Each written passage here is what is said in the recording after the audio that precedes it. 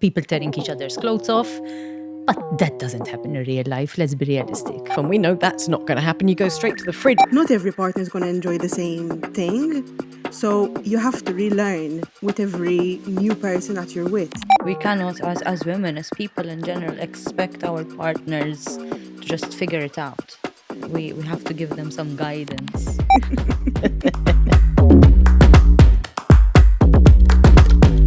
Welcome to the She Word, conversations that women rarely have, but really should. And I think you're going to really enjoy this conversation. This show is titled Women and Pleasurable Sex, Expectations versus Reality, and Everything That You Need to Know. Society and the way that we live our lives has changed exponentially in the past 50 years. But for most of us, where we find our information about sex and the impression that we have about sex, and therefore our expectations of our sexual experiences, really hasn't changed very much. If anything, we're just learning more from media and online.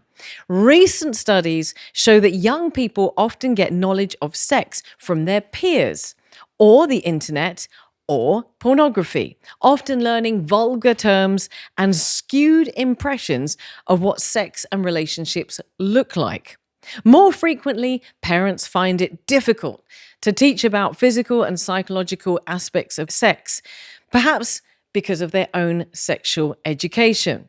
In the UK, a study with young people reported that information about sex came from 4 main sources. The most frequent were friends at 75%, teachers about 60%, mothers 59%, and media 57%. But it's rare to see a good film or a Netflix show that doesn't have sex scenes in it. And even more rarely do we ever find a scene that portrays sex as anything less than instantly fulfilling, even with complete strangers. Therefore, for most, we are led to question our sex life, our expectations versus reality. Well, to dispel these myths and guide us through this wonderful topic, I have a table of amazing and wonderful women. Anna Catania. Hello. A highly respected and recommended qualified counsellor specialised in the area of sex and relationships, who offers counselling and psychotherapy to individuals and couples who are having difficulties with sexuality, relationships, and intimacy. But more than that, Anna, I think this is your 4th show. It is. This is the 4th time you've been here. Yes, thank Every you. time we talk about sex, you have to come and sit at the table. Nicola Fauzan is back for a 3rd show. Yeah, that's right. Having brought her energy and a wealth of knowledge to 2 previous shows on the topic of sex, Nicola is a community services manager at YMCA Malta, and you're going to have to help me. I always get this wrong. Gestalt. Gestalt. Gestalt, Close. psychotherapist, and mental and sexual health advocate. Pamela Borge is here for the first time. Pamela, thank you for being with us. You're a counsellor. You're also passionate about supporting people to grow in their awareness and live their most fulfilling, authentic lives. And you work with individuals experiencing difficulties with mental health, gender, sexuality, relationships, and adjusting to life transitions. Ladies, I'm so delighted to have you here. Thank you for being here to talk about sex. Thank you for having us. Well, listen, before we go any further, I'm going to see if we can fill in the gaps. And Nicola, I'm going to start with you because you're smiling at me there. You are also, since we last had you on the show, you're now engaged. You are betrothed to get married. Yes, I am betrothed. So I like the way you said that. I am betrothed. So a massive congratulations to you. But have I missed anything out? No, I don't believe so. This is a topic, as you know, since I've been here before. I'm super passionate about it. I love discussing it. I love teaching it. And I love learning about it. So I'm happy to be here with these wonderful professionals as well. Absolutely amazing ladies. Anna, you've been here. This is your 4th rodeo with the show. Have I missed anything out? Not really. I mean, it is always really fun to be here. I enjoy the way the conversations go. And it's lovely to be here with Nicola again and with Pam for the first time. So Brilliant. thank you for having me. Brilliant. Well, Pamela, Pam or Pamela? Either. I answered to both. Okay, let's stick to Pam then. We're going to get very informal right in the first 5 minutes. Pam, did I miss anything out about you? Not really, no. It's my first time here, as you said. I'm really excited to be sharing this discussion with you ladies. And yeah, let's get on with it. Well, look at that. Pam has already taken control of the show. Listen, first up, I want to say once again, thank you for being here. We've sat at the table before and we've had conversations about sex from slightly different angles, but I honestly feel like we can't have too many shows about sex. And even if we discuss similar aspects of it, we can't do it too many times because it's such an essential part of our life and it's such an important conversation that we really don't have. Look, very few women are actually guided as to what successful sex looks like. It appears sex education hasn't really significantly moved on from even when I was at school 35 years ago, which was one lesson very much aimed at safe sex, how you have sex, nothing to do with the pleasure of sex.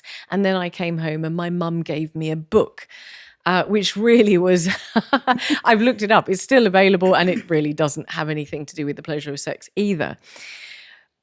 So sex education is very much motivated by avoiding unwanted pregnancies, the mechanics of it. But from your impressions, I gave out some statistics. Where are you aware that women and young women get their information about sex and what they know? Where does that come from in your experience? Because you guys talk to women.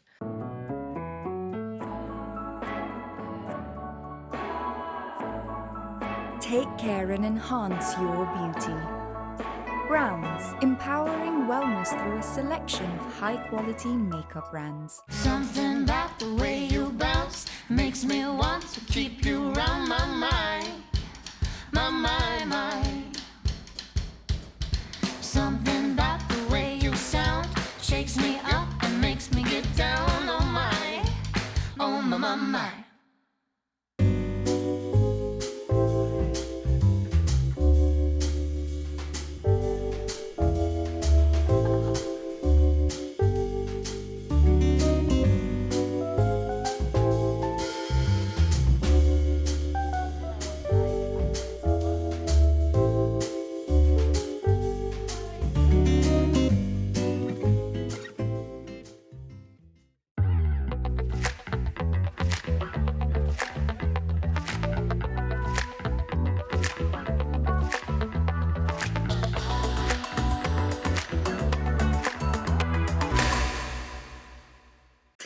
I do agree that most people do achieve their information, mostly from peers and also from pornography.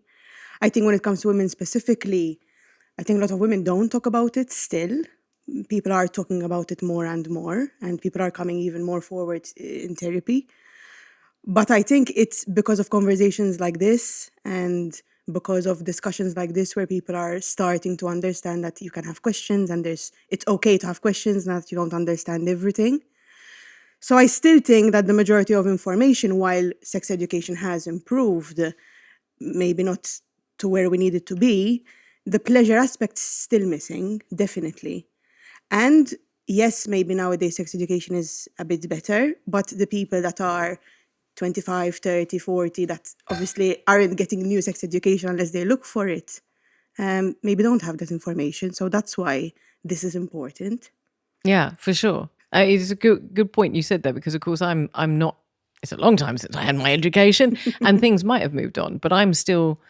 I teach undergrad students at university, and when we discuss the topic of sex education, it's still very much focused on not getting pregnant. It's also focused on not getting STIs, sexually transmitted infections. There is nothing about pleasure. There is very little about consent. So things have improved, but I'm not sure in schools we're having the conversations that should be happening even from a young age. For example, we know that in the Nordic countries, which are the gold standard of sex education, this conversation starts as early as age 4, where they talk about relationships, they talk about how to stay safe. They normalize the body as a function. For example, I show a video in my classes that is shown in the Netherlands at age 8 about breasts. And it is really normalized. Different kinds of breasts are shown, the different developmental stages. A lactating breast is shown with milk coming out. It's really fun, a very normalized way of talking about breasts. Whereas most of the sex education, most of the conversation we have is sexualized around breasts, for example. It's not normalized so much when breasts are another part of our body. And although they can be used during sexual intimacy, they are functional as well. So Absolutely. we don't have those conversations in schools. Well, let me ask you, because is the fear? Look, we laughed before we hit record on the cameras, because I think it was the very first show that you had said clitoris, and I was like, oh, I'm English. We don't say clitoris, but there is something about that. I come from a very stoic, very reserved, very polite country. I'm British, and you say clitoris and I automatically will go because that's the way that we are, or at least that's the way that my generation is. It is because of my training that I say it so easily. Exactly. But We're not familiar. you're talking about the Nordic countries. So my question is, if then, because this might be a lot of people's thought, if you're talking about sex, sexual pleasure to younger people, to educating young people, does that not make them promiscuous? I think it's all about, as Anna said, for example, it starts off with discussions on friendships, on relationships, on boundaries. So it's building up the knowledge in a way that it's making sense related to the stage of life. It has nothing to do with, I think this idea comes from the notion that if we have more information, we're more likely to explore it. Sometimes it's the opposite, and research backs up that it's the opposite. When you have less information, you're more likely to be curious and then perhaps not do things responsibly or not know enough to protect yourself or to even understand the concept of consent, for example, and how to talk about that. I think if we're focusing on consent in general, to give an example, if we're taught from a younger age how to say yes and no in any context, and we're building that confidence in understanding a powerful yes and a powerful no, it's then by the time we're understanding it in the context of relationships and sex, it makes much more sense and it's much more well understood. Exactly. For example, if we take parenting here in Malta, we have this habit of going to in-laws and go kiss your nana. You're not going to say goodbye and kiss your nana and hug your nana. There is almost a pressure on the younger kids to be physical, and because you owe it to elders to hug them before, where actually we can start from a younger age teaching our young kids. And if you don't like that kiss from Nanno because it's a bit slobbering, you can say no. Not the parents actually push and asking permission. Can I give you a hug before you leave?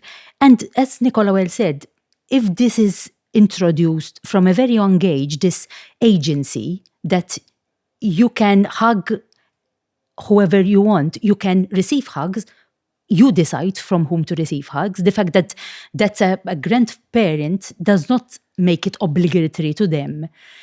I think it will, if we give them more agency, then when they come to the area of relationships and intimate relationships, obviously they will be able to say and decide for themselves who they want to engage in intimacy with. I never, I'm coming to you, Pamela, because you're nodding away and I'm thinking to myself, you got to jump in there because these two are talkers, right? But I never, ever heard in any of my schooling, my education, ever reference to saying yes or no, to consent or not consent in any way, shape or form. Yeah. Yeah. And I really appreciated before how Anna was mentioning to normalize, to normalize certain aspects. And what you are mentioning now, when in schools, whatever, in our families, we are telling children and educating them about issues having to do with sex, about our bodies. It has to do with informed consent. So basically, you're giving the children, the people concerned, the information, and then they are free to do with that as they wish, But if they're not informed, then exactly where are they getting their education from? Well, you've led really nicely on to my next question, because statistics show that from movies, media, porn, and discussions with peers, that's where a lot of the information is coming from. And this presents a real problem in terms of expectations versus reality, because we're going to talk very much about that today, because sex is portrayed in movies as pretty much always satisfying. You wouldn't do it any other way. I mean, the movie's going to be a flop if there's a flop. You know what I'm saying? But the woman orgasms on the first touch, even if it is a complete stranger. It's all perfectly tidy and highly satisfying, and everything works really, really nicely from the moment. And with all due respect, we know in reality that's utter bollocks. There's no other way of saying it. It's total bollocks. That's not what happens. So I can only imagine that less women will share with their friends that they've got challenges in their sex lives, because everywhere we see it portrayed, it's successful. It's like, I touch you and you're like, oh, you know. And as you said rightly again before we came and sat down at this table, we were discussing the fact that a woman walks in to home from work and she suddenly strips off, and we know that's not going to happen. You go straight to the fridge if you do it in my house. But so what is reality for women and men in terms of expectations versus reality, and what implications does this have for a relationship? So if this is what we're seeing in media, what are we seeing? What are we seeing in counselling? What are we seeing in the real world? I mean, there's a lot of different expectations we can go into. First one that's coming into my head is that the expectation that sex is always good and that it's good on the first try, which is, I mean, there's everyone at the table going, we know that one. Exactly, because it's a skill. It's something you have to practice at. I had a friend of mine once tell me, just because you're good at playing tennis doesn't mean you're going to be good at playing with everyone, because it's different with everyone. Exactly. That's a good point. It's a nice... And even if you are, let's say, particularly good in any technique or whatever it is with a particular partner, not every partner is going to enjoy the same thing. So you have to relearn with every new person that you're with. So even that expectation needs to be thrown out the window, that everybody's going to know what to do and everything's going to tick everyone's boxes, because it's not the case. Actually, we talk about good enough sex in the world of sex therapy and sexology. That it doesn't have to be, because of media and pornography and films, we have this expectation that is fireworks are going to start bursting off everyone's head. It's festa everywhere. Yes, it's not. I mean, sometimes it's really lovely and it's fulfilling and it's prolonged because maybe you can sleep in on a Sunday morning. Sometimes it's a quickie at the end of a very exhausting day and it's 75% okay and everyone goes to sleep. And that's good enough. That's fine. I mean, it doesn't have to be mind-blowing. We have, again, reality versus expectation. We have this expectation that sex has to be mind-blowing every single time. No. It creates a lot of pressure. It creates a lot of pressure on both partners in a relationship, whether it's a heterosexual or a gay relationship. It creates a lot of pressure. And because then it maybe there is the problem with performance anxiety, and you need, because you have this expectation that sex has to be 2-3 times a week and mind-blowing every single time, then you feign orgasm, and then you Get super disappointed if it doesn't work out. yes, or you say, I cannot do 45 minutes of sexual intimacy today, so I have a headache, I'm sorry, I need to sleep.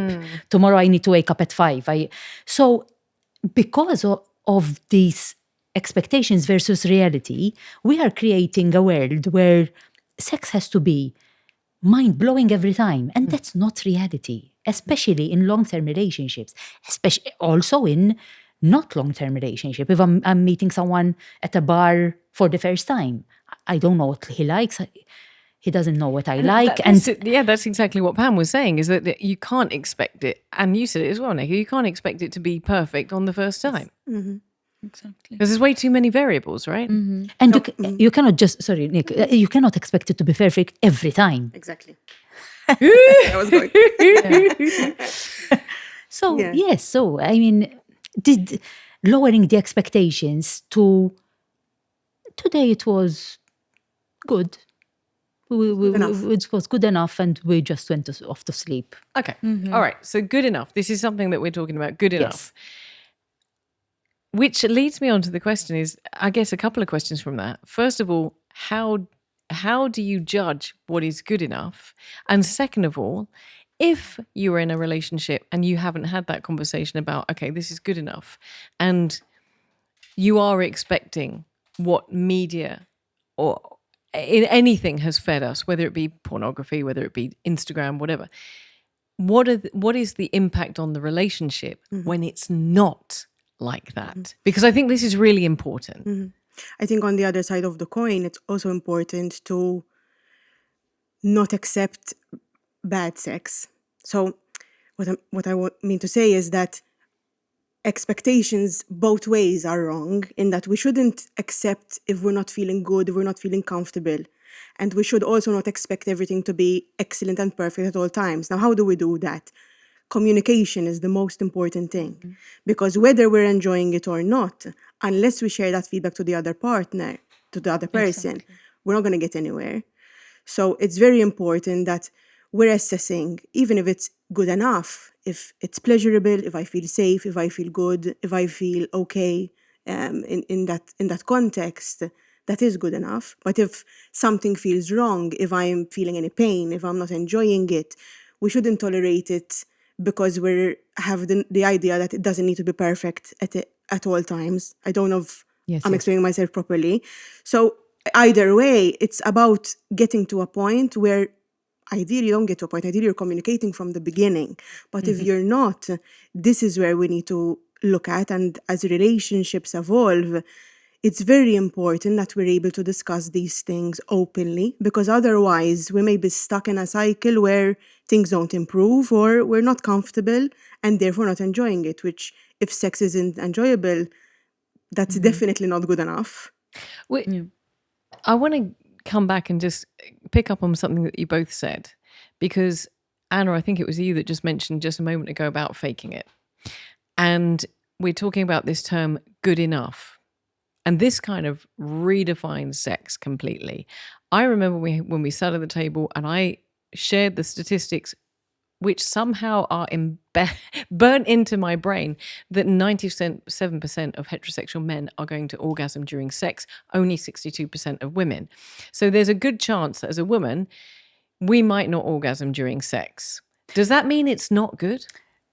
That means that in heterosexual sex, most men don't know how to pleasure their partners. Because that statistic applies to heterosexual women, right? Because gay men, 95%, gay women, 88% orgasm. So the gap is between heterosexual men and heterosexual women. And the problem is that most men, because it's not from a fault of their own, this is what the narrative in our society, think that pleasure and orgasm and female pleasure is mainly vaginal. It's not. female pleasure is mainly clitoral. And that is why there is this gap between heterosexual men and heterosexual women. Because gay women know exactly where to touch, where to. So 88% of gay women orgasm. Well, I have this quote that when I was researching for the show, one of the biggest expectations I hear from women is that they believe they should be able to orgasm from penetrative sex alone, says Dr. Holly. In a 2017 study in the Journal of Sex and Marital Therapy, found that only 18% of women can orgasm solely from penetrative sex, while over 66% of women said they preferred direct clitoral touch. It's erroneous and still disheartening for me when a female client comes to see me believing that she is flawed. And I know that she is completely normal. Sharing facts about female sexuality is long overdue and can be extraordinarily empowering. I mean, that's insane. Only 18%. Yes. Because this has been the narrative, even from a medical perspective, till very, very recently. I mean, the clitoris was dissected in the 1980s, 1990s. And we know that there are more than 10,000 nerve endings. 12,000. I did the research on that as well. So in 1949, the clitoris as an anatomical part was completely removed from the medical textbook for trainee doctors. Completely removed.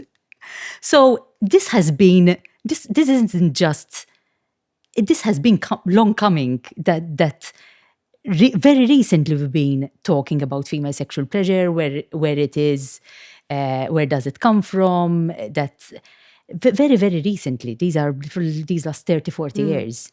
Especially because going back to expectations, when the stereotype is that it's intercourse, penis in vagina sex, to be clear, whereas for clitoris stimulation, there's a whole other aspect to sex. So when we're taught that, the reproductive part of it, that eliminates completely the clitoris, which is outside of the vaginal cavity, part of the vulva. So exactly, even medically, it wasn't considered. So it brings me back to, this is so interesting, it brings me back to the question of, you use the term good enough. How do we define good enough? How would you define good enough? I think it pretty much depends on what the end goal is. And if we are making orgasm the end goal every time, realistically, then it's not always going to be successful. True. We don't always need to orgasm or we're not always going to for a variety of reasons. Okay, so if the end goal isn't orgasm, what is the end goal? Many other things, just enjoying that time with your partner, stress relief, being intimate, sharing that sacred moment with someone else. I think it can vary a lot from one person to another. So I'm going to stick with you. If then that there is not that understanding between couples and expectations are not realistic, what are the issues that couple is going to face? What if you could pop on the middle of the table there? Okay, if expectations are not realistic, this is likely to happen. Exactly. I think Nicola mentioned earlier, a lot of disappointment because of the pressures that we're creating around sex, be it I want to orgasm every time, or perhaps we're not talking about how we want to be touched. Yes, it's going to create a lot of disappointment, anger, resentment. Yeah. See, these are big words. Anger, resentment, disappointment. We're talking about couples. I mean, I'm assuming that if it continues without being resolved, it could lead to a breakup that's maybe unnecessary. It can spill over into the rest of the relationship as well. We are talking here about sex in the context of a relationship. Yeah. And I think, first of all, what is good enough sex, it depends on, for example, from a practitioner's point of view, on the couple, on the individual you have in front of you. Good enough sex for a particular couple can look like cuddling every Sunday morning, and touching each other. For another couple, it can look like having intercourse once a month or once every 3 weeks. So it really depends on who you're talking to, who you are working with from a practitioner's point of view. The problem becomes when the expectations of the good enough sex are different. Nicola's like nodding away there. Yes, when you have one of the partners wanting to be intimate once a week, one of the partners wanting to be intimate once a month, because they're too tired, because they just had a child, and then it starts, as Pam well said, starts spilling over in the rest of the relationship. Because sexual problems are multifactorial. There are different, there's the biological factor. Is there a change in the individuals? Is there illness? Is there menopause? Is there childbirth? There is the relational factor. Is there conflict that has nothing to do with sex, that is really part and parcel of the couple's daily life? And then one or both it's very difficult for them to become vulnerable and intimate sexually, because they are living in a very high conflict environment where they are triggering each other with. So it's cultural. There's, for example, here in Malta, although we have really moved forward in this, there's still a lot of shame around sexuality, especially female sexuality. Yes. In a lot of countries, let's face it. And I'm always surprised about this, but I'm not surprised. I want to just recap for a second, because I want to keep coming back and just reiterating what we're saying. So we're saying that expectations versus reality, we shouldn't be aiming for perfection each time. We should be aiming for good enough. Yes. And good enough differs from one person to another. Yes. And it might not mean orgasm. Exactly. Yes. But you have to have that discussion. Yes. Yes. We've talked about this so many times. It's all about the discussion. So defining what is good enough is really the first port of call. Yes. And re-evaluating what their expectations are. I want to throw something else onto the table, because this is a big deal. This is something that has become exponentially more of a deal in recent years. And then that is sex that's portrayed in pornography is far from what most women want and find fulfilling, for the most part.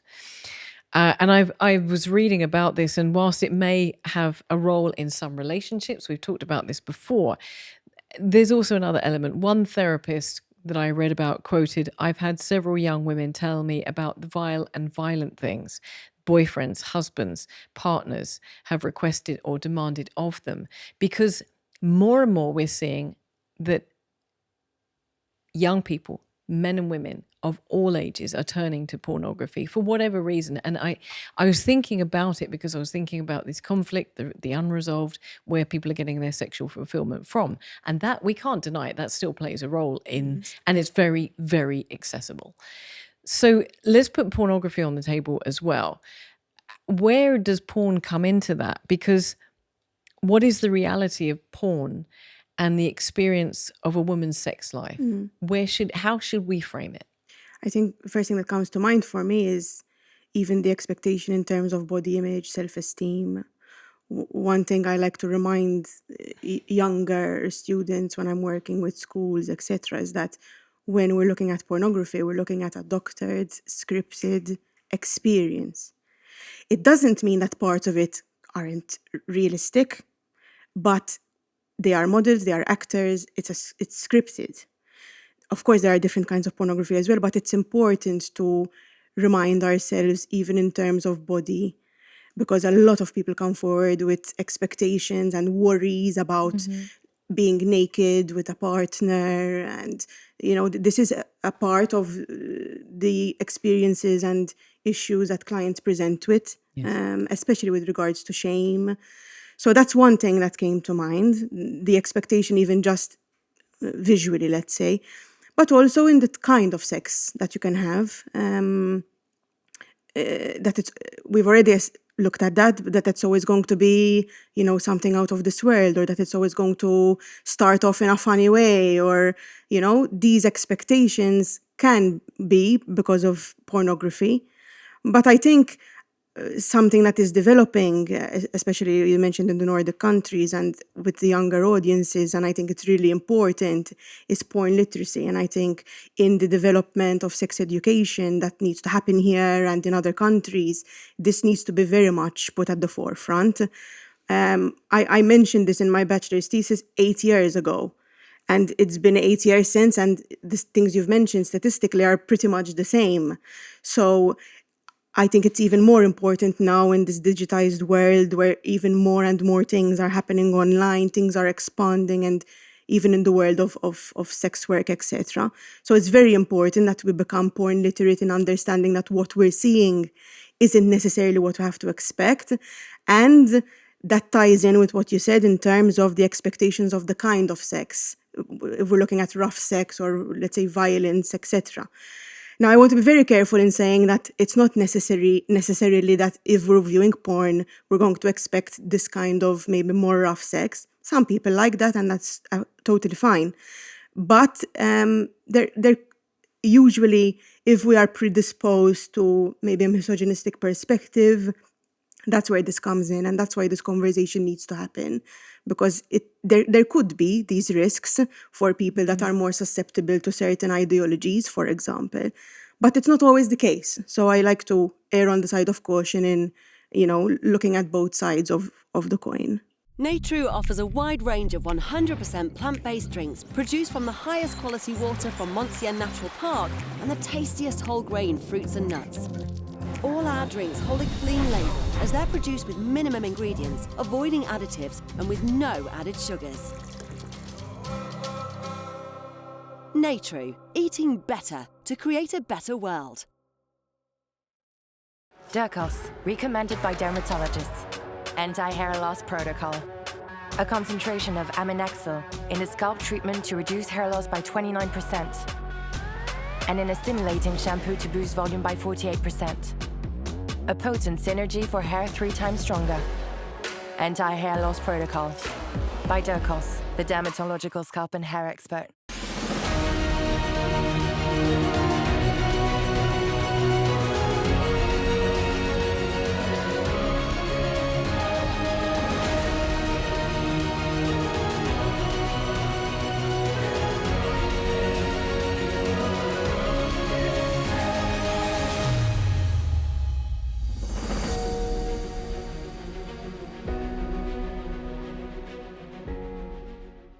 Statistics show that there has been a rise in expectations for women to engage in acts that they wouldn't necessarily want to. That statistically, it says, I love what you just said there, because there's a quote that went, like, again, as I was researching for the show, a Dr. Chavez says that there is misinformation everywhere regarding sex, which creates unrealistic expectations around relationships. Porn is also a source of education for most people, and it reinforces these misconceptions. People may not realize that porn is entertainment. Yes. And view the messages as reality. Mm-hmm. Now, 2 things popped out in that. First of all, it's entertainment. It's not real life. Yes. Exactly. Absolutely. And it comes back to what you're saying about porn literacy. But it also, it says here that most people, porn is a source of education for most people. I mean, wow.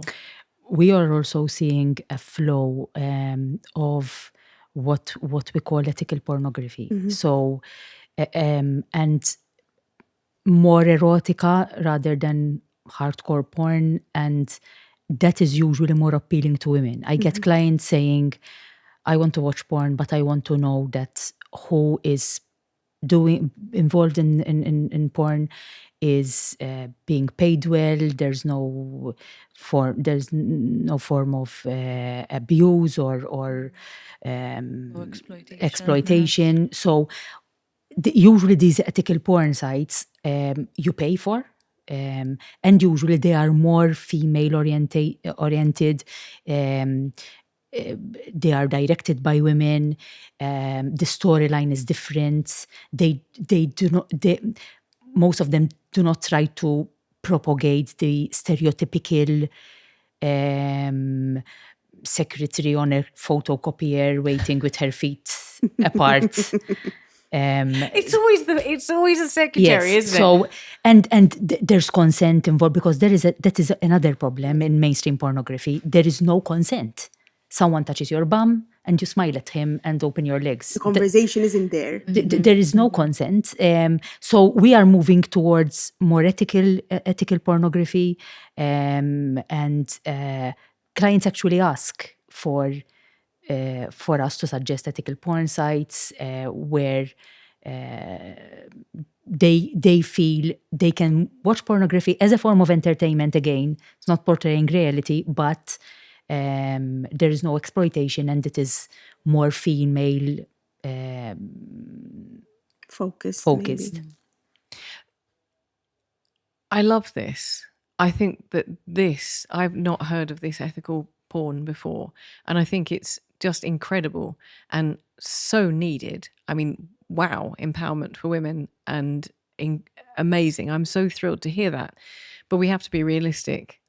On the flip side of that, as much as that is emerging, when you have something like the internet and you have access, there's also degradation that is just exponentially becoming worse and worse and worse.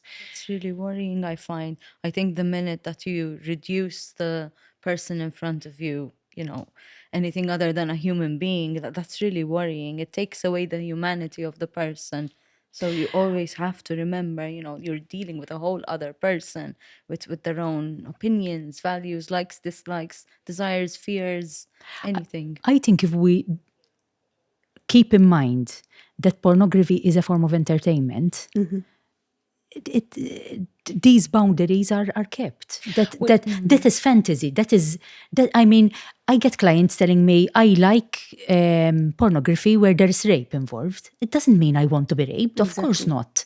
It's just a fantasy. It is just a sexual fantasy. And that is what pornography is. It is a form of entertainment. The problem is when there is no shift. And in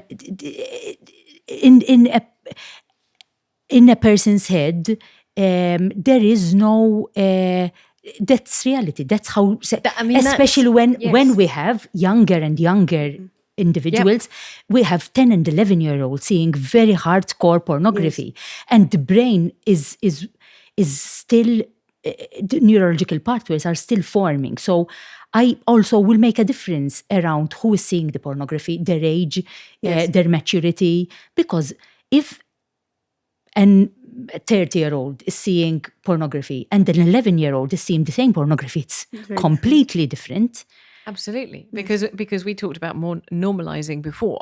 We talked about what is normalization. Well, for a young person who's 11 or 12, 13 years old, their understanding of what they're seeing in front of them, they're not going to be able to have that developed understanding that is entertainment. With all due respect, there's 35-year-olds that can't do that. Yes. You mentioned about the non-consensual sex and persons having a preference for that kind of pornography. That worries me. I'll be honest with you, that worries me, and maybe that's their taste. But it comes down to that normality and normalizing, because as we start getting to the point where more and more is permissible, then you have to look harder and harder for that kick and further for that thrill. We know that. That's not... And then exactly what Nicola says, the importance of porn literacy. From a very young age, sex education should have porn literacy, not to just have 1 hour in 5 years of secondary school. That's focused on. Do not watch porn. Okay, yes. Go tell that to a group of 14-year-olds. Goes back to the question of the more you know, the less you know, the more curious you are. Exactly. Yeah. And the less you talk about it, the more you're going to search by yourself and explore by yourself. But also, to go back to your thought, sexual fantasy can be very different and usually is very different to what we want to experience with a partner. They can exist separately. So there's a distinction between our individual sexual identity and our partner's sexual identity. And it's very important for us to understand that we can have our own individual sexuality and we enjoy time with ourselves in solo sex. And that doesn't necessarily have to transition, or it can, but what we can enjoy with partnered sex doesn't need to be the same. And sexual fantasy is something that also lacks a lot of conversation and discussion. We can do a whole other show about For that. sure. but you just, I mean, you just said a whole bunch of things that I'm sitting there going, I have questions. I need to ask this, because is it not the case? I'm thinking about personal experience. I'm thinking about other people that I might know. Is it not the case that if you are aware that your partner, when you're in the context of a relationship, has a particular fantasy, it can be quite threatening, can it not, to a person in the relationship? Because you're thinking to yourself, oh, hang on a second, that doesn't involve me. And that's not, because we have this expectation, don't we, that everything is about your partner, and your partner just has to smile at you and sit on the photocopier and you're all ready to go. I mean, there is that element of threat. And I think that's why it's difficult to talk about this fantasy by yourself and what you'd expect with your partner, because somewhere or other, there needs to be a conversation that marries the two into reality.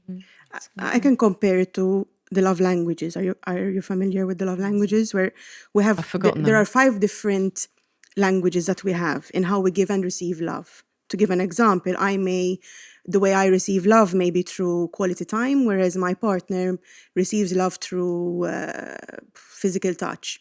And there's 5 categories, and we are all different. Do you know them off by heart? Quality time, acts of service, which is, for example, if I come home and find the laundry done, and that really makes me feel loved, to give an example. Gift giving, physical touch, And sexual and words of affirmation. Words of affirmation. So we will all have a bit of those, and in different categories. It's the same with sexual desire. So some people are mostly feeling that sexual desire when it comes to kink, or maybe more physical, looking at similar to pornography, in that the naked body is what really gets me going. Whereas for someone else, it's the physical sensation, it's the mental stimulation. And it's about finding the balance between what I need and what I enjoy receiving, and what I give to enjoy my partner enjoying the experience. So sometimes what I enjoy giving is different to what I enjoy receiving. And that's why the conversation is important, to find the middle ground. So we do need to remove the expectation that exactly what makes me tick is going to be the same as what makes my partner tick. And how sexually compatible the couple is. We talk a lot about compatibility in terms of like values and what we want out of life. What about sex? How sexually compatible are we? Can that be a make or break for a relationship if you're not sexually compatible? It can. And is that okay? Because if you find, I'm just thinking about this, I've got so many questions, but I'm thinking, if you find someone that you really enjoy their company and you really like being, and you're attracted to them, but then you find out that their sexual preferences and expectations or their flavors are not the same as yours, is that a situation where you should be saying, okay, this is not a relationship that's going to work? Or do you find a middle ground? Or do you do one or the other? It's again about conversation, about discussion, about communication, negotiating. Sometimes the couple manages to find a midpoint, like they negotiate who's going to do the laundry or who's going to cook today. Or sometimes the couple say, this is too important for me, and I cannot have sex just once a month, for example. It's too important for me. It's part of my love language, and this is something that when Nicola was talking, it has been brewing in my head for some time in this program. But I feel the need to say, some individuals feel rejected if they don't have sexual intimacy they interpret it as something that has to do with them. If my partner is tired and I approach him for sex and he says, I'm too tired today, sometimes I might feel this is rejection. This is rejection of who I am as a human being. And this ties very nicely with what we've been discussing around porn, because porn becomes a problem in relationships when sex in the relationship is not happening. When my partner is not being intimate with me, and then I find him masturbating I find they masturbating to pornography. That is when, at least in my experience, in my clinical work, pornography becomes a problem. When we are not being intimate, we are, I want to feel your touch, I want you to come close to me, to love me in that way, but then, and it's not happening. Maybe it hasn't been happening for months, but then I come one fine day and find you masturbating. Pornography and masturbation is usually not a problem if there is awareness from both ends that this is happening, there's discussion, there's conversation. But when there's secrecy, when sex is not satisfying in the couple, then pornography becomes a problem. At least that is my experience from a clinical point of view. Well, I'm going to suggest that that's not an uncommon problem. I'm going to say that's probably more of a common problem than we're probably happily ready to admit. I should imagine that is quite often an issue at some point in some couples' relationships, if we're really honest. But I would say it's probably because it's never been addressed as something that happens. We don't talk about the fact that either one of us is watching porn or watches porn. So then it's done in secrecy. So then it becomes more of an issue than it needs to be had we negotiated the discussion around it in the earlier part of the relationship. So how do we navigate that? Bearing in mind, I actually, through conversations, life experience and so on and so forth, I should imagine that this is something that most women and men can identify with. How do we negotiate that? And let's talk about it from your point then, Nicola, right from the very beginning. That needs to be part of a conversation. I assume that's what you're going to say. I'm speaking for you. But then so I'd like to address that as once what happens at the very beginning, and then once that's in your relationship, what do you do then? Just walk away? I think like with many other issues, it's about understanding what our boundaries are. And that's why I mentioned discussing it in the beginning, because some people have a firm boundary with not wanting pornography to be part of the dynamic. Some people are happy that pornography is part of individual sexual experiences as long as there is sex happening between the relationship. And then there's in between, right? So if something is going wrong, like with any other issue, we could be on the same page about who's doing the laundry and who's doing the dishes, and then things happen in life and suddenly the house is a mess. We need to discuss that and figure out how we're going to navigate that. It's the same with sex. So sometimes, there's another expectation is that in a relationship is 50-50. Sometimes it's 80-20 for a couple of years, and then at some point it needs to rebalance because life. Sometimes I'm more stressed, sometimes you're more stressed. It's the same with sex. At some point, what we've expected or what we've been used to the first year, the first 6 months, the first couple of years, it's going to change because we change. It's going to change with our bodies, with our development, with age, with children, with lifestyle. So, like any other issue, if porn has suddenly become an issue, we'd need to discuss where our boundaries lie and what we're happy to accept and not. I'm going to stop you there, because you just said something that really triggered with me. I think if we're really honest, there are so many factors that affect our sex lives. You've just listed a couple of them, but I want to throw into the middle of the table pretty much a big pool of factors that can affect our sex lives, to normalize the fact that sex isn't always our top priority. Yeah. Anna mentioned menopause. Oh, ladies, have you got a whole boatload looking forward to that? But menopause doesn't it? Yes. It affects your sex life. It affects your sex drive. It affects the shape of your intimate parts and the way that they react. Yeah. There's so much. Okay, pop them on the table. I want a big bowl of everything. Let's start throwing stuff in. Absolutely, just throw them in. Anything you want. Health issues. Like? Well, certain treatments, certain medication that you could be on if you have diabetes, if you have heart disease, You have if you have depression. mental health Yeah, mental difficulties. health as In well, fact, yeah. something else that was in my mind to come up at a point is the expectation that sex is always going to happen in terms of physical ability. Sometimes sexual dysfunctions come forward out of nowhere, or they were already existing. That's another thing that could throw a spanner in the works, and we'd need to deal with that. Yeah, Any kind of hormonal changes. Yes. loss, grief. Okay. You mentioned children. Childbirth. Yeah. Having the fatigue, the extreme fatigue I get in young parents coming for therapy because you're not sleeping, you're not eating well. Sometimes you forget when you had your shower last. You're trying to juggle work and having a young kid and or two.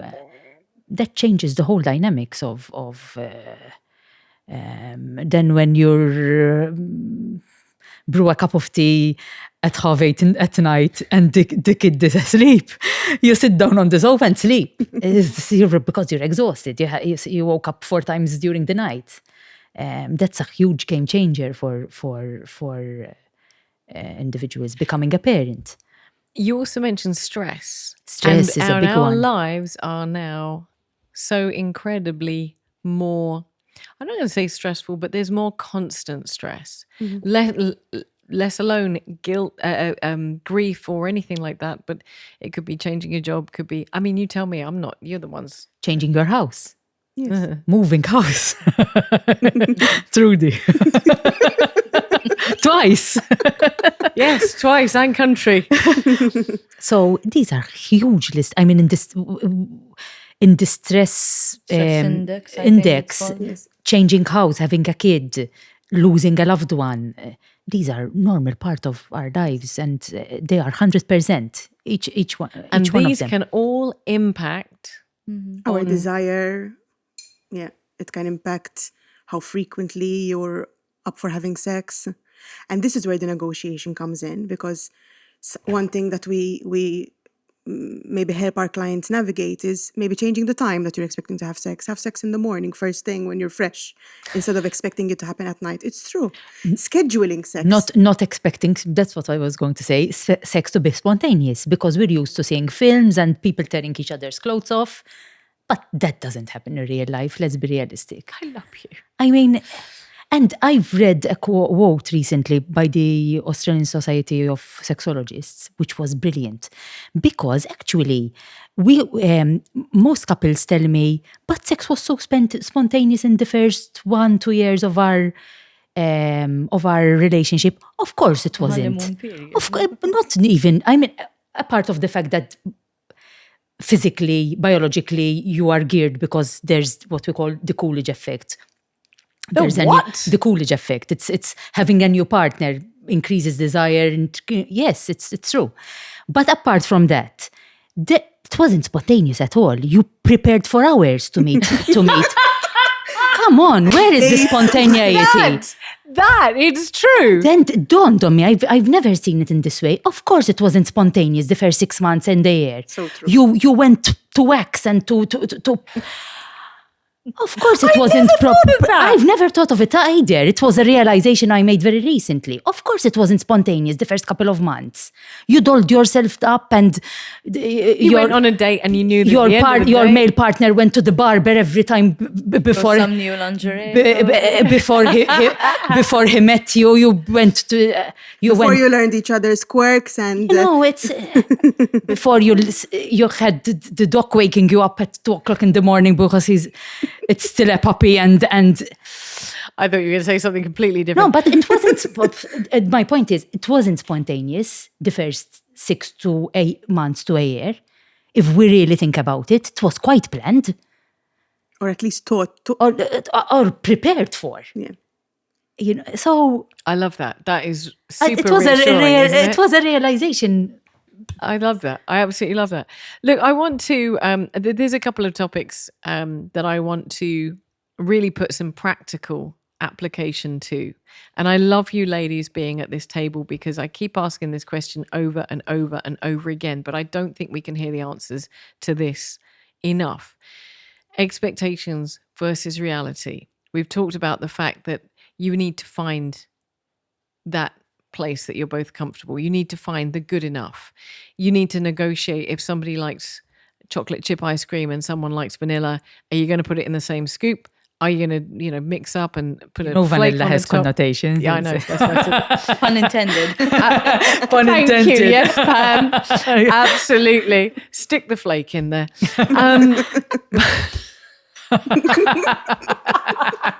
I remember the episode Yes. of the vanilla with a flake. The vanilla with the... Yes. Anyway, so we've talked about that. We've talked about the fact that communication is so key. And we're going to come back to this communication in just a second because I want to keep reiterating how we communicate. But before we go much further, I just want to say in this idea, we've talked about pornography and the fact that pornography can be part of a relationship as long as it's included in the conversation, as long as the partner knows. It's when it becomes secretive and when it becomes something else. And we've also talked about, and I love what you said about the fact that fantasy in a relationship is not necessarily fantasy outside of the relationship, and that is okay. Yes. What turns you on by yourself is not necessarily what turns you on when you're with a partner. Or even if you're not with a partner, if you're with somebody for a one-night stand or an experience or whatever. And that leads me on to this. Where do we say what is okay and what's not okay? What should we accept and what should we not accept? How do we define that? I think it's something I've been wanting to say since we've been on the show today. A step before communication is awareness. If we are not firstly aware of what we like, what we don't like, how can we be expected to communicate that to our partners? If there's all this shame and guilt, embedded into our own narratives when it comes to sex, we're likely never going to self-explore, to know what feels good, what we like and what we don't, let alone communicate that with our partner. So I think that is the first step. Yes. I'll never forget the look of horror on my face, quite subconsciously, when I think it was Anna that turned around and said, you have to whip out your mirror and have a look at your vagina. Yes. Compact It's your mirror. vulva. Yes.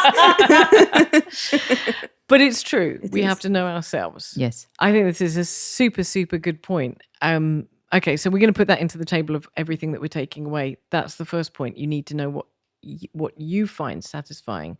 And I think, like you said, does this not come back to the idea of shame? Yeah. Because I think for a lot of us, particularly women, we might know, but talking about it is shameful. Even communicating is shameful. Yes. And we need to stop with that, don't we? We need to just eliminate that shame. Yes. So that ties very nicely into this idea of what do we accept and what do we not accept. If we know what we like, Yes. how far should we go to please our partner so that expectation versus reality becomes normalized? Yeah. It's really about consent. Exactly. So knowing yourself, knowing what you like, knowing what your partner likes, and thinking and deciding if you're okay with it. I get so many women in clinic where there was actual rape or abuse, but they don't even realize. Let me explain. For example, they're having sex with someone. At one point, something is off, and they decide not to have penetrative sex, but their partner is aroused. They are aroused, but they say, "I'm not feeling comfortable. There's pain. Please stop." And the partner continues. And it takes sometimes years for them to realize that was unconsensual sex. You did not say yes to that.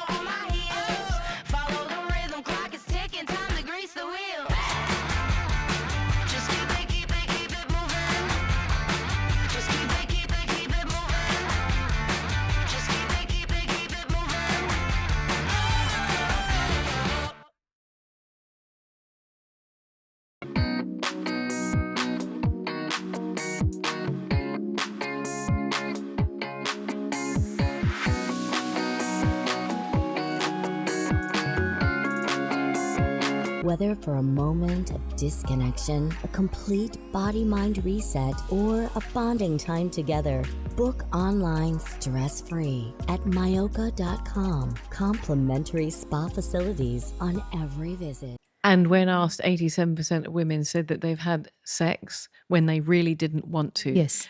And that could be, I mean, I remember having a conversation about this. Women say yes when they don't want to for all sorts of reasons, maybe because they just want to get out of the situation. And they say, okay, if we just do it and get out of it, I can move on, I can get out of where I'm at. And that's not okay. Yes. So it's about consent and having the hard conversations.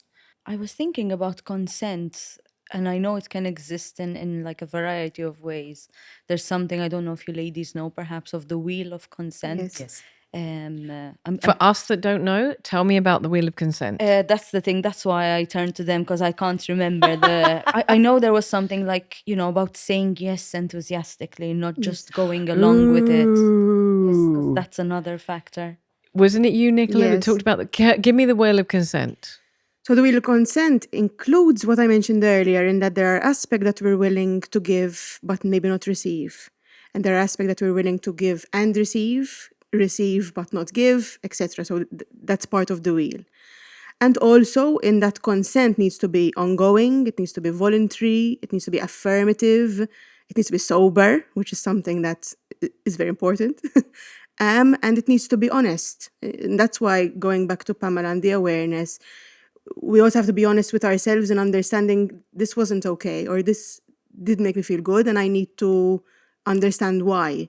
Because when we are having sex, whether it's with a one-night or in a relationship, what is definitely not on the table ever is when I'm not comfortable and I don't want to do it. So it should never be acceptable. And the no is always a no, and the yes is a yes, but you can withdraw consent at any time. And that's why what Anna said is very important, because regardless of how far into the sexual experience you are, if something happens and you want to stop, you have the right to stop. And almost many, at least the women I've met in my clinical practice around this, almost feel they should continue with the sexual activity, although they don't want to. And there is almost guilt and shame around, no, he's aroused. I mean, I brought him or her to this position. So now I have to just... And I'm going to be very clear about this. We're talking about this in the context of where we're at in Malta, but that is not just Malta. Yeah. That is everywhere, and every woman has experienced this. You mentioned there, Nicola, because we talked about this, I remember you sitting there and talking, you've emphatically, both these ladies that have been here before, and you've just mentioned it as well, Pam, is that no is no and no is always no, and no should be respected as no. I remember you sat there, and I'm going to say it again because I think most women are unaware of this. I mentioned it the other day, and the women that I was with were like, really? You said that if you are over the limit, if you've had alcohol, you are not able to legally consent to sex. Yes. And I drugs. think, and drugs, of course. Marijuana, And I think it's worth, I remember thinking, well, what does that mean? You can't go out for a glass of wine and have a glass of wine and then have sex with your husband? No, it doesn't mean it at all. What it means is that actually the consent is so important and it is so serious that if you have been drinking or taking drugs or anything like that, that you are liably incapable of being able to consent to a situation that you potentially don't want to be in. Yes. It shocked me when you said that. Every time I've repeated it, does everyone's go, are you serious? But when you think about it, it makes sense. Yes. Yes. So what should you not accept? What should you accept?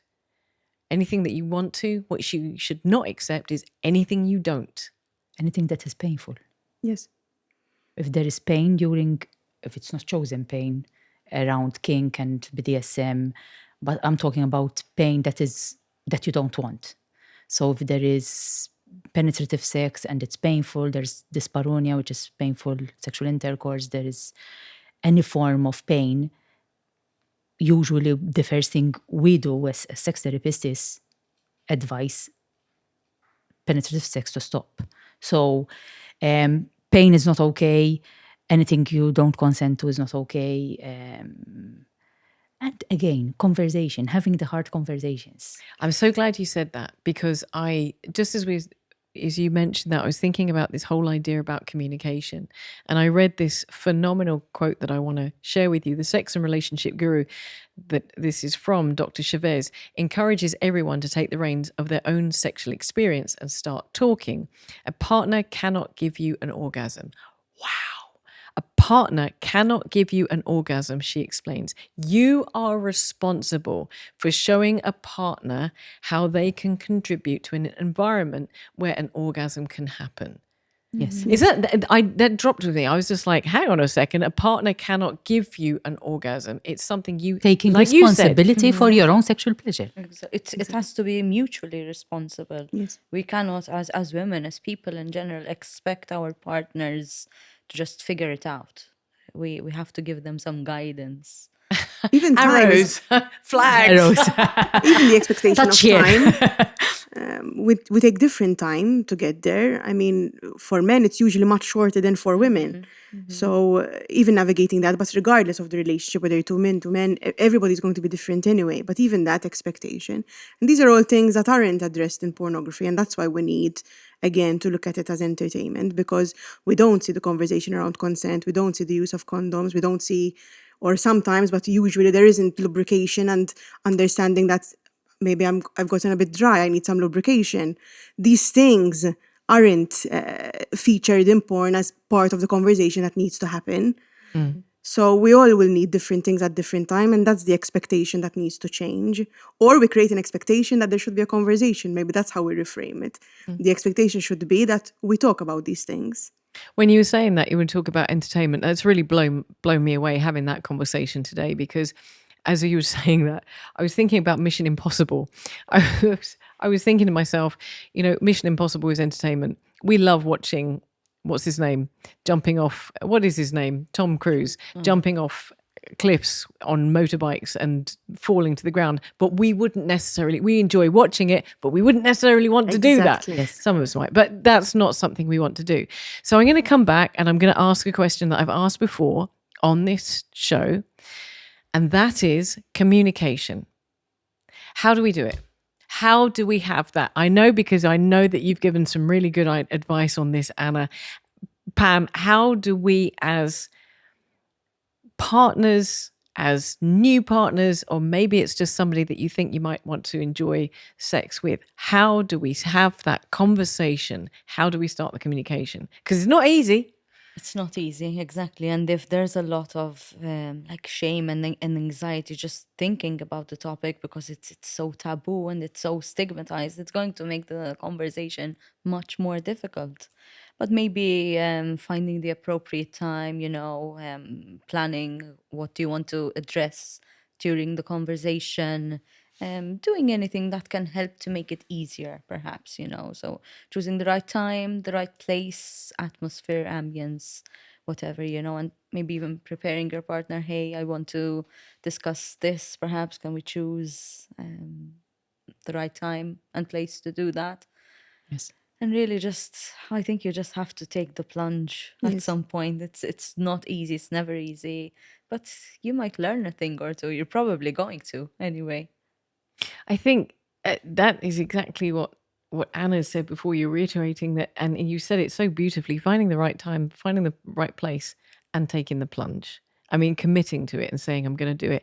Something else struck as you were talking, I think our dialogue, we've mentioned this at the table before, but the way that you frame your dialogue, and not you don't do this and you did this wrong. Because immediately, no matter what you're talking about, your partner is, or whoever you're talking to is going to be on the back foot. And you're not going to get anywhere by saying that. I always feel that it's important to frame, we could maybe think about making this more satisfactory for, or even more using I statements to Yeah, say this yeah. all the time. and taking ownership. Taking ownership. And that's very important what you're saying, because without knowing, you're perpetuating the shame even more. Yeah. Because I'm unintentionally shaming you at not having satisfied me, for example. So the way we have conversations and the more safety we create around it, the easier it is to talk about it the next time and the next time and the next time. But this is also in the context of relationships mostly. But even when it comes to one-nighters or casual sex, the more that I tie back to what Pam said earlier, the more that I'm confident in myself and I explore my own shame and I deal with whatever it is I need to feel confident in myself, the easier it is to own what I like and to be frank about it. This is what I like, this is what I want, and bit less of that, a bit more of this. And the more you take the plunge, the more easy it becomes over time, which sounds super obvious, but because it is sex, we take it for granted that maybe it won't, or it's always awkward, but it doesn't need to be. You said something really big there, and I want to touch on that for a second. Can I say something? Oh, all right. Thank you. I love you. I feel also, and I hope I practice it myself. I've become better over the many years I've been with the same man. And I try to also include it in the couple work I do. Be kind in the conversation. It's so important. Sometimes our partners are the persons we are most rough with in the words we use. Be kind. I mean, yes, it's important to have a good sexual life, but use words that won't hurt the other person because they might be doing really their best, and maybe they're not aware that you are passing through this and not being sexually satisfied and not having good enough sex. So kindness and the way we create the safety in the conversation is really, really important. Doing the PNP sandwich. The what? I've never heard of I this. am never This is going to a forget first. the fact that Pam came and said the P&P sandwich. What is the P&P sandwich? So if you're going to provide some criticism to your partner, try and slide it in between two positives. So P, positive, and for negative, and then another positive. So I really love that when you do this for me, for example. But then that perhaps I didn't really like as much. Perhaps you could try something different next time. Oh, but I really love like the way you give me aftercare, for example, you know. So P&P. I was thinking something completely different. Sorry, I hope I did not lose your train of thought. No. I was coming back to what Nicola said a moment ago, because she talked about if you aren't in a relationship. And this I want to touch on. And this is very rarely talked about. If you aren't in a long-term relationship, how can you achieve successful sexual fulfillment? Because unless we have that conversation, we're just totally eliminating a whole portion of the population. So first of all, sorry, I could just want to do an impression of that. It's like Anna's about to say something, but I'm along the right lines, no? Yes. Yes. First of all, solo sex is really important, and especially as Say women. that one again. So masturbating, Solo solo sex. sex. I like So this. that is really important. We, as Pam said, as Nicola said, we need to know what we like, what we don't like. Otherwise, we're not going to be able to teach it to someone else. And there is also, so masturbating, knowing your bodies, knowing who you are, embracing who you are, and then translating that in casual sex, in in our relationships, because if we know what we like sexually, if we are assertive and secure in who we are sexually, then it will be easier to have good enough sex with someone else. It has to start from the assurance. I'm not sure what my colleagues here think, but it has to start from the assurance and the self-confidence of knowing what I like and satisfying myself. I'm just going to catch you, because you look like you thought for a moment, and then you said good enough sex. And I love the fact that we're redefining what the expectations versus reality are. And I'm going to take this away. Good enough sex. I'm going to take this away. This is a phrase I think we need to just keep saying over and over. I think it's more real. I caught you just stopping yourself before you said what you said there, and you said good enough rather than any other adjective, any other describing word for that. And process. Well done to you, because it's stuck in my head. I'm always going to think of Anna as good enough sex. But sorry, you were saying, Nicola, about this whole idea of having a fulfilled sexual life if we are single. Yes, I mean, I totally agree with what Anna said. And I think it's also about, self-empowerment, and that you are allowed to enjoy sex and to want sex, whether you're in a relationship or not, and you're allowed to have it safely and for it to be fulfilling. And for you to do that, it is important to understand the power of yes and the power of no. And also, again, what we've been repeating, knowing yourself and expressing what you want and what you need. You have every right to have pleasurable sex that is good enough and that is as frequent or as not frequent as you want, regardless of what kind of relationship or dynamic you're in. So yes, this is a very important. I'm very glad we had this conversation about expectations and reality, because across the board we need to be more aware that it's not necessarily what we're seeing and what we're expecting and what we've learned and what we've heard, and that it's going to be different whether you're single or in a relationship or somewhere in between. I want to come back to close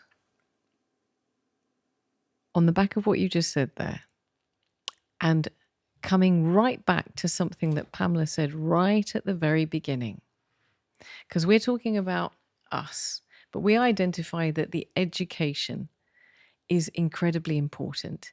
Nicola, you mentioned education in the Nordic countries. I can see a mass exodus from the Mediterranean up to the Nordic countries. Quick, they're having great sex up there. But it struck me when I sat down here that we have a lot of mums, parents, who listen to this show. And we talked about the fact that this needs to be part of a conversation very, very early on. And I started off the show by saying that sex education, I don't believe, has massively changed in the last 35 years. So if you are a mum or a parent listening to this show, watching us having this conversation, how on earth, we've talked about how you can frame that conversation with a partner or somebody that you are intimately involved with. But how do you have that conversation with children? Because surely that's where we start with them. How on earth do you sit down and talk to your 6-year-old, 8-year-old, 4-year-old, 14-year-old about sex and expectations versus reality? I think the fact that you're just mentioning different ages also plays a part in this, because it does have to be age appropriate. So what you would explain to a 4 or a 6-year-old wouldn't be the same thing you would be explaining to a 14-year-old. I think that's the first and most important thing, probably. And this is probably then going to perpetuate the kind of narrative that the kids grow up with themselves, because if sex was never spoken about in my household, what kind of relationship am I going to have with sex as an adult in my future relationships? So these conversations do actually need to be had, probably more like American television. It's called like the birds and the bees talk. Yes. Something like that. But the birds and the bees, exactly that. But the birds and the bees, which we use the term in English. My mum said we need to have a birds and bees conversation, and then she handed me a book. Sorry, Mum. And avoided the whole birds and the bees. We've been calling it birds and bees for a long time. But birds and bees usually refers to the functionality. Birds and bees don't orgasm, quite frankly, to put it in context. So how do we then discuss how I'm wanting to see guidance for a parent, no matter how old their child is. Absolutely. I hadn't even thought about that. It's got to be age appropriate. But how is a parent going to tackle this so that their child's education comes from them and not from a source that would ill-equip them for the future? I think first and foremost, I want to say that to any parent listening, it's okay if you have questions. It's okay if this is scary. And there's things that you need to research and learn yourself. And that's why these podcasts and these kinds of talks and workshops are important to attend, even as a parent, to learn more about that. I think building a relationship with your children where you can have tough conversations about anything is already a great framework to be able to have conversations about sex. So, first of all, I think sitting with our children and asking about what we're learning in school and all of that, that could also be a way that we're, starting the conversation. But sometimes having this space where kids can ask us questions, any questions, that gives us the opportunity as well to talk about relationships. But I would also say, think about your own experience of sex education and your own family dynamic and what you learned or didn't learn. And what questions did you have? And how would you have wanted it to be addressed differently? Because even that could be a starting point to reflect on how would I want it to be different for my kids and navigate that from there. Because every family is going to be different. Some are more open, maybe some parents are more affectionate in front of their kids, others aren't. So even in that comfort level of kids coming forward, but yeah. Kids ask. So we need to normalize. If they ask, we answer in an age-appropriate way. And as Nicola said, creating an environment in the family where they can ask us anything, not just about sex, about anything else. I like to throw in this example. If my 4-year-old, my 5-year-old, came from kindergarten from year 1 primary school, crying their eyes out because they fought with their first friend, and I dismiss it and say, "Oh, come on, so you'll find other friends, or tomorrow it will be better," my kid will feel this is not important.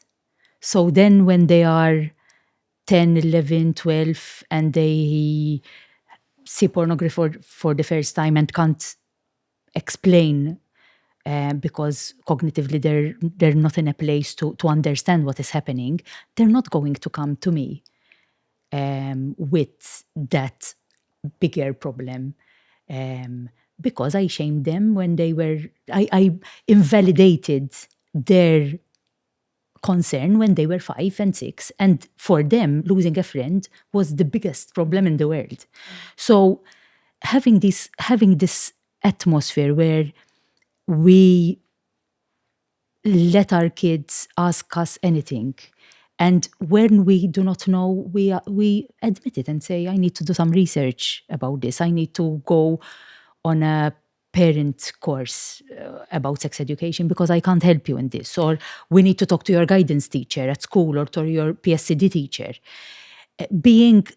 Having this kind of conversation and normalizing talking about sex in the house, not putting off changing the channel when there is a sex, because we all experience this.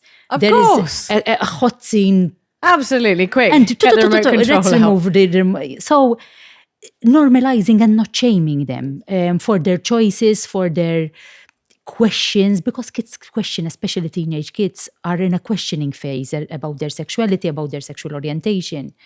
Coming back to something that Nicola said, and this is my last question, I assure you. But coming back to something that Nicola said is that, or it might have even been you, Pam, I can't remember, but you mentioned that our reference point is our own education. I think you said, Nicola, how we learnt, how would we want to teach? It's still, I'm not a parent, but I can only imagine that is absolutely terrifying. If you didn't receive a good education, the chances are the prospect, whilst you know the importance, the prospect of delivering that education is really terrifying. Are there resources out there that can support parents in talking to their kids about sex? For sure, I'm seeing more and more workshops, even locally, yes, where information is being shared and parent groups. There are definitely more resources that are coming forward.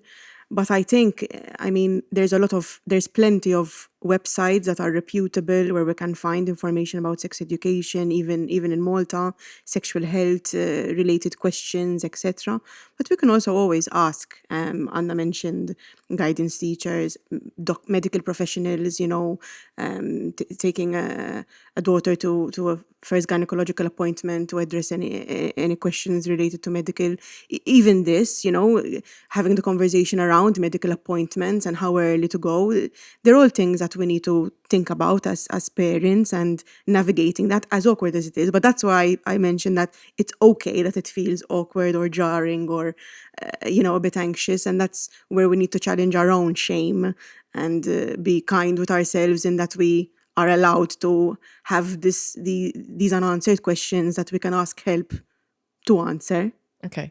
Well, I'm going to grill you later on for those resources, and I'm going to pop some websites and some online resources underneath this chat right here. So if you're listening to this on Spotify, if you're watching on YouTube, you'll find those underneath. I'm going to ask these ladies for those. Ladies, closing thoughts. We always do this, Pam. I'm going to put you on the spot, so I'm going to come to you last. But closing thoughts, your closing thoughts on the topic. I'm going to come back to the title because I was actually quite proud of the title. And I'm going to ask you guys to give me your closing thoughts on the topic of women and pleasurable sex, expectations versus reality, and everything you need to know. In a sentence. It's a lot to wrap up. What's the most important thing to you? I think the most important thing is to understand that every experience is different.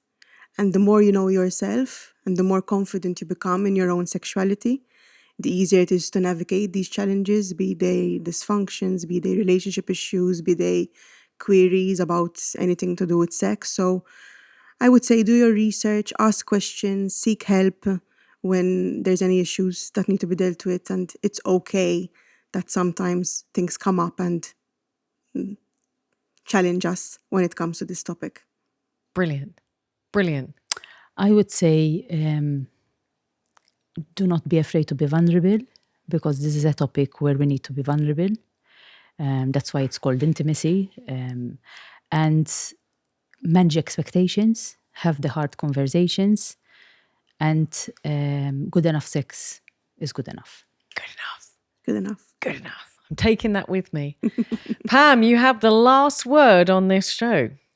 As Nicola said, I think it's like a lot to wrap up, but like some takeaways probably from me would be to get to know your body, get to know what you enjoy, what you don't, to be able to have those conversations with your partner.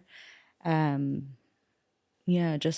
think I'd like to see society's narrative sort of moving forward towards being more free, I guess, to explore or not, whatever people like, free of shame, free of guilt. That would be lovely. Well, cheers to that. Cheers to good enough sex in every way, shape or form. Cheers. Cheers. Cheers. Gin, gin. Oh, that was a goodie show, wasn't it? It was.